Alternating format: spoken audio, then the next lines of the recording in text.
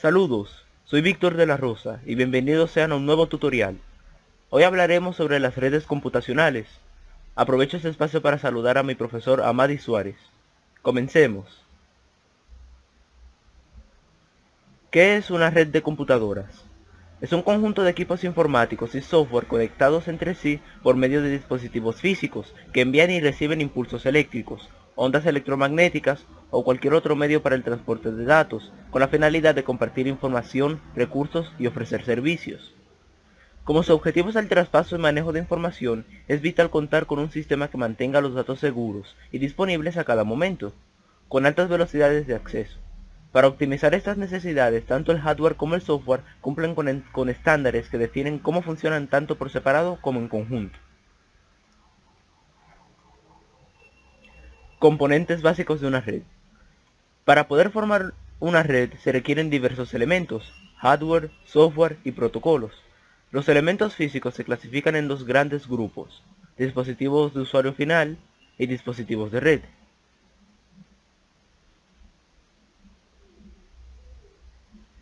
En la división de software de las redes tenemos los sistemas operativos de red, que permiten la interconexión de operadores.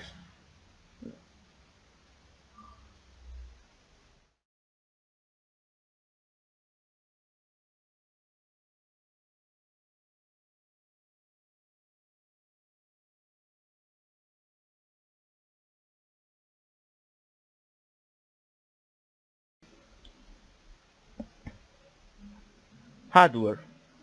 Para lograr el enlace entre las computadoras y los medios de transmisión, cables de red o medios físicos para redes alámbricas, infrarrojo o radiofrecuencias para redes inalámbricas, es necesaria la intervención de una tarjeta de red, con la cual se puede enviar y recibir paquetes de datos desde y hacia otras computadoras, empleando un protocolo para su comunicación y convirtiendo a esos datos a un formato que pueda ser transmitido por el medio.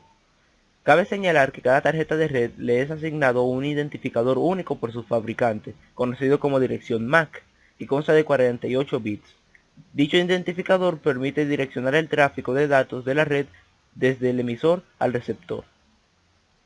El trabajo del adaptador de red es el de convertir las señales eléctricas que viajan por el cable o las ondas de radio en una señal que pueda interpretar el ordenador. Dispositivos de usuario final. Los dispositivos de usuario final incluyen los elementos que brindan servicios directamente al usuario. Entre estos figuran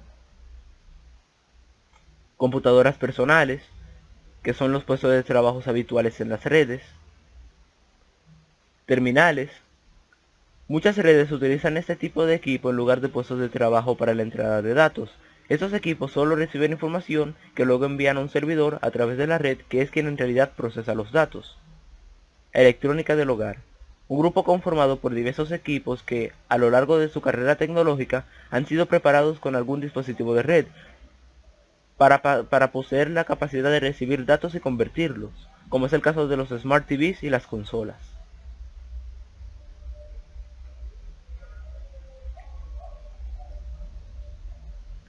Impresoras.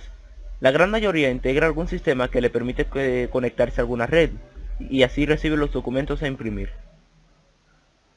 Servidores. Son los equipos que ponen a disposición de los clientes los distintos servicios.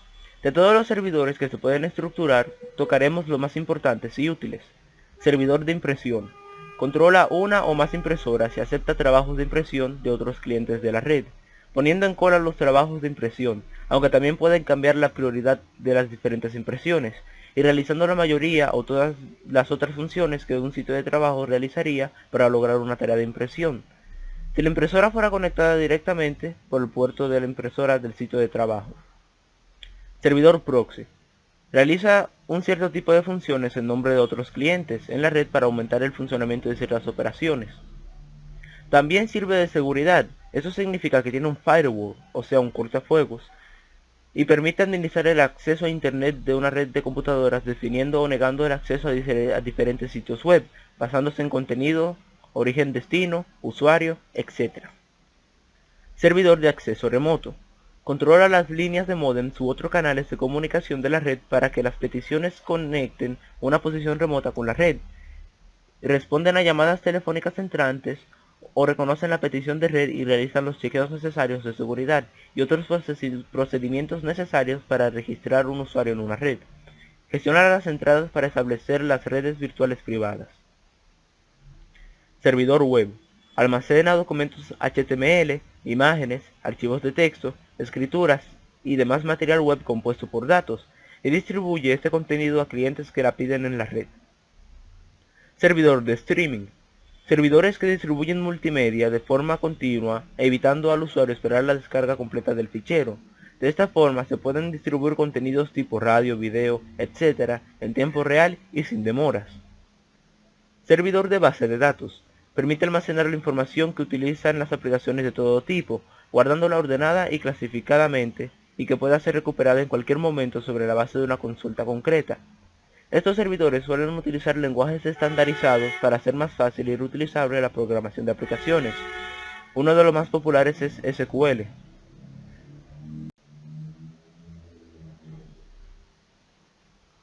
Almacenamiento en la red. En las redes medianas y grandes, el almacenamiento de datos principal no se produce en los propios servidores, sino que se utilizan dispositivos externos, conocidos como disk arrays o matrices de discos, interconectados normalmente por redes tipo NAS o Network Attached Storage. Estos medios permiten centralizar la información, una mejor gestión del espacio, sistemas redundantes y de alta disponibilidad. Los medios de copia de seguridad suelen incluirse en la misma red donde se alojan los medios de almacenamiento mencionados más arriba. De esta forma, el traslado de datos entre ambos, tanto al hacer la copia como las posibles restauraciones, se producen dentro de esta red sin afectar el tráfico de los clientes con los servidores o entre ellos. Modelo OSI. Existen diferentes protocolos, estándares y modelos que determinan el funcionamiento general de las redes. Aquí trataremos sobre el modelo OSI. El modelo OSI, Open System Interconnection, fue creado por la ISO y se encarga de la conexión entre sistemas abiertos, esto es, sistemas abiertos a la comunicación con otros sistemas. Los principios en los que se basó su creación eran una mayor definición de las funciones de cada capa, evitar agrupar funciones diferentes en la misma capa y una mayor simplificación en el funcionamiento del modelo en general. Este modelo divide las funciones de red en 7 capas diferenciadas. Nivel físico, o capa 1. Es la primera capa del modelo OSI. Es la que se encarga de la topología de red y de las conexiones globales de la computadora hacia la red. Se refiere tanto al medio físico como a la forma en que se transmite la información. Se encarga de definir el medio o medios físicos por el que viaja la comunicación, transmitir el flujo de bits a través del medio, manejar las señales eléctricas del medio en transmisión, polos de enchufe, etc. Garantizar la conexión, aunque no la fiabilidad de la conexión. Nivel de enlace de datos, o capa 2.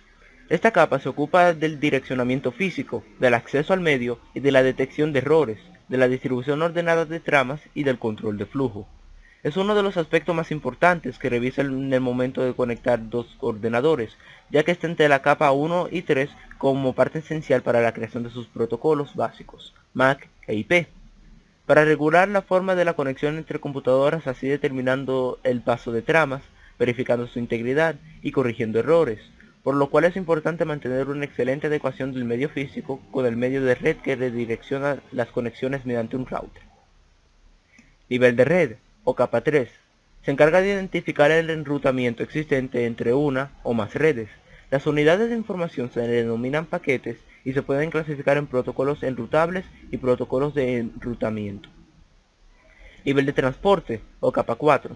Capa encargada de efectuar el transporte de datos, que se encuentra dentro del paquete, de la máquina origen a la de destino, independizándolo del tipo de red física que se esté utilizando. Es la base de todo protocolo. Nivel de sesión, capa 5. Esta capa es la que se encarga de mantener y controlar el enlace establecido entre dos computadores que están transmitiendo datos de cualquier índole. Por lo tanto, el servicio provisto por esta máquina es la capacidad de asegurar que, dada una sesión establecida entre dos máquinas, la misma se puede efectuar para las operaciones definidas de principio a fin, reanudándolas en caso de interrupción. En muchos casos, los servicios de capa de sesión son parcial o totalmente prescindibles. Nivel de presentación, o capa 6. El objetivo es encargarse de la representación de la información, de manera de que aunque distintos equipos puedan tener diferentes representaciones internas de caracteres, los datos lleguen de manera reconocible.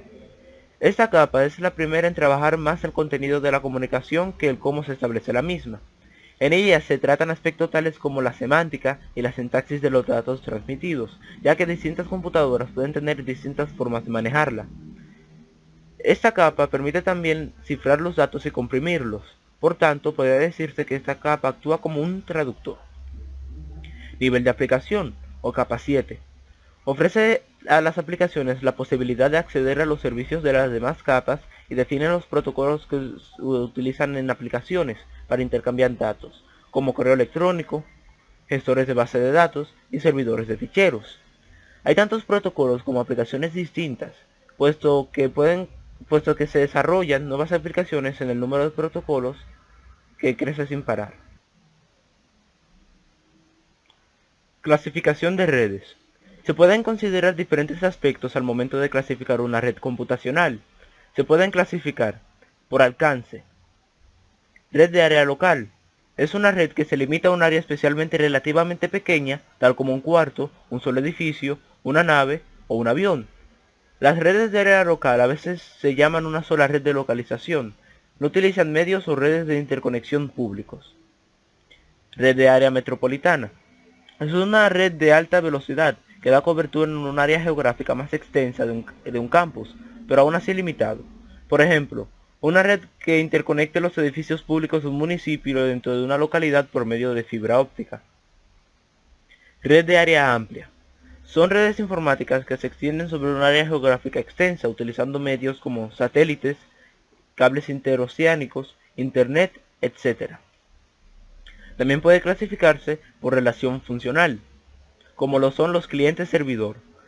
Es la arquitectura que consiste básicamente en un cliente que realiza peticiones a otro programa, el servidor, que le da respuesta.